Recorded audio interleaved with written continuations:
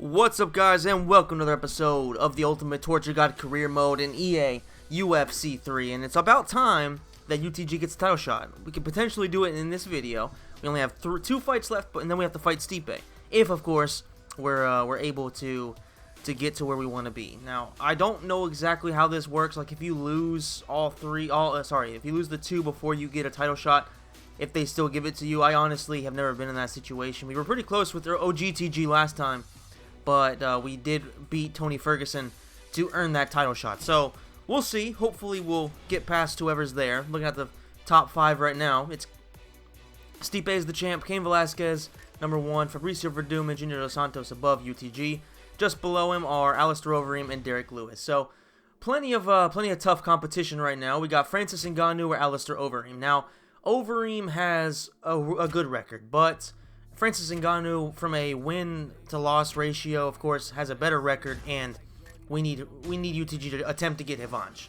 We need him to put this fucker to bed, take his spot in the rankings, and I guess maybe set up a trilogy if that's even going to be a possibility. I mean, we'll see, because a lot of that I think has to do with UTG winning the title, but at the same time, if he doesn't win it, then there's still a solid chance that both of these guys are going to be right there around the top 5 for a long time. Anyway, the fight starts. UTG starts swinging at Francis Ngannou. Last time, he was a bit too, he was looking for the takedowns and the clinch a little bit too often. Yes, Ngannou has just ferocious power in his hands. He can make your fucking face explode with the snap of his fingers. He's basically Thanos, but UTG can't just let him fucking do whatever he wants. And there he goes. Is it over? Almost over. Alright, it's almost over. But now we have to watch out because Ngannou does have apparently submissions. But the spamming elbows from the side are doing a lot of damage there. Good work so far from UTG. He appears to have learned from his mistakes. And most importantly, he can't get tired on the ground because apparently, like I said, Ngannou can submit you. Makes no sense, but it is a problem, so I have to worry about it. Oh! What a knockout by UTG. Holy shit. At this point, that's like his patented move. I mean, it's a level 5 spinning heel kick basically to the fucking chin, or a spinning side kick. And every time he lands it, he fucking puts somebody to sleep. That's what, 2 in a row, I think? Or maybe last time he just stunned somebody with it. But regardless, I mean, just look at this. I think it was Derek Lewis who like ducked in and got caught by one. And then of course Ngannou throws that right, and it just kind of comes up with the sole of his foot too. It wasn't even perfectly placed. It didn't even hit him. It doesn't even look like it hit him with the heel. Let's take a look at it again. I mean, it looks more like he almost touches him with like the mid to top part of his foot, or towards his toes. Hashtag toes, hashtag soles. But I don't know. Regardless, the KO is there. Avenged the biggest loss of his career. And let's see if he can push on and potentially get himself a title shot by winning the next fight. Statistically amazing. 0 significant strikes landed on UTG. So amazing performance. Somehow no performance of the night bonus, which is just disgusting by the UFC. That's just fucking disgusting. Like, really, like, what does this fucker have to do for the UFC to give him a bonus? I mean, they've given him 2, but you know, he's had such insane knockouts. He should be rich as shit at this point. All right, UTG, of course, saying that. I mean, sorry, Megan O'Leary, of course, saying that UTG is an inspiration, and we all know that. That's for goddamn sure. Look at this fucker, and he's dominating. So now we have JDS or Stefan Struve. Obviously, JDS is a way better fighter. Stefan Struve has a ferocious record, but he's also 11th in the rankings, so it doesn't really make too much sense. Dos Santos is number 8, and Dos Santos is actually the fighter that got me into mixed martial arts, believe it or not. Well, I guess it was Brock Lesnar at first, because I was a fucking WWE fan like a dumbass. Shout out to Joe Pena for still being one. And then I came over, and Dos Santos was the guy that really pulled me into being an MMA fan. His actually second fight with Cain Velasquez was the very first fight I ever saw live. At least the first main event I saw live. So, you know, that was a great moment for me. So it's kind of coming full circle. Ultimate Torture God with the chance to beat down Dos Santos and get himself a title shot. See if he'll be successful with it. So far, the side kick is landing. The push kick to the body lands. Of course, Dos Santos is rocked as of right now. Another push kick trying to weaken him to the body too. Ooh, the knee doesn't land, but that could have been pretty good. Oh, the head kick is there. Dos Santos is hurt again. His chin hasn't been the best over the past couple of years. Oh, there it is again. UTG with the same kick that has knocked out Francis Ngannou and Derek Lewis has put away Junior Dos Santos within seconds. What a fucking fighter this guy's turned out to be. What a fighter.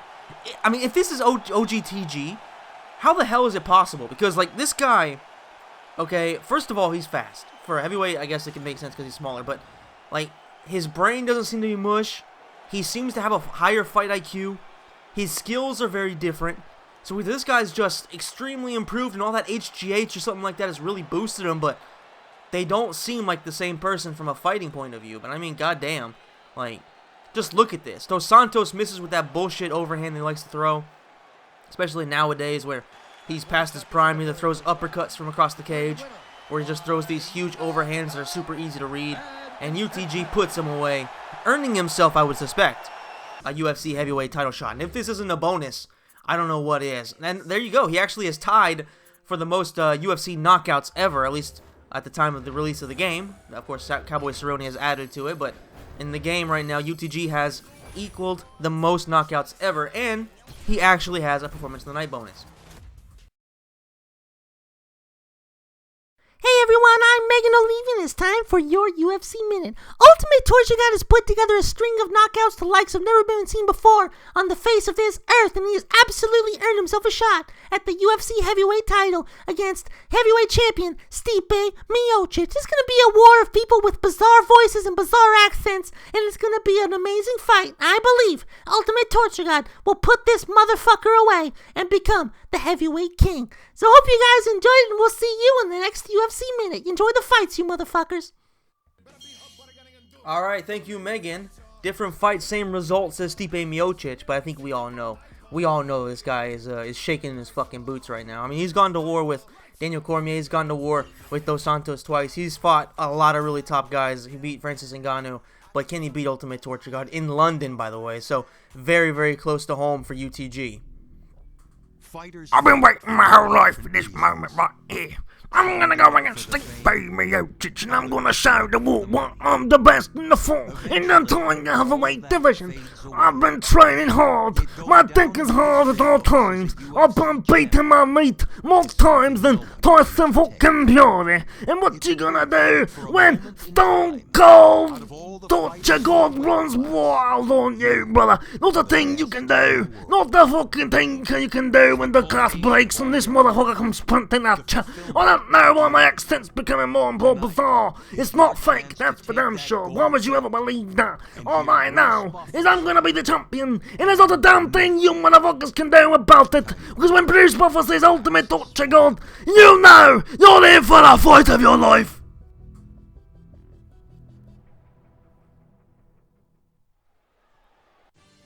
Alright, there you have it. It is time for Stipe Miocic versus the one and only Ultimate Torture God, the guy who has had one of the most spectacular run of knockouts you will ever see in the UFC. The height difference is substantial at 6'4 versus 5'10. However, Stipe does weigh a lot less, but his reach is a solid 80-inch compared to Ultimate Torture God's basically micro penis level reach of 72. So, can UTG take the heavyweight title off of Stipe Miocic? Oh, he immediately lands a beautiful knee, basically making Stipe understand if he goes in for that takedown, he's in deep shit. There's no fucking games being played here by UTG, who has rocked him early on, is really starting to pummel him, but he has to watch out because Stipe does have dynamite in his hands, and he's a lot faster than you would expect, and he is just a very good athlete, so you have to watch out, and he's just an all-around very good fighter with a lot of heart, so UTG can't make any mistakes here. If he does, then it could be a bad night. Like right there, Stipe, he lands a very, very well-timed counter, and if he lands it a few more times, then UTG could be in deep shit. However, UTG is landing great shots, and Stipe's takedowns, at least the feints and all that. Oh, but he's hurt. He's hurt. UTG is hurt. Stipe could go in for the kill. Oh, the UTG kick. All right, he backs off because he knows that Stipe is a very, very good wrestler. He's very, very good. In all grappling exchanges, he could have the advantage, so he has to just kind of let it stay on the feet, and he hurts him again. The side kick almost lands. It lands again. The spinning side kick. That has to be over. UFC champion! Ultimate Torture God! That's what I'm fucking talking about, guys.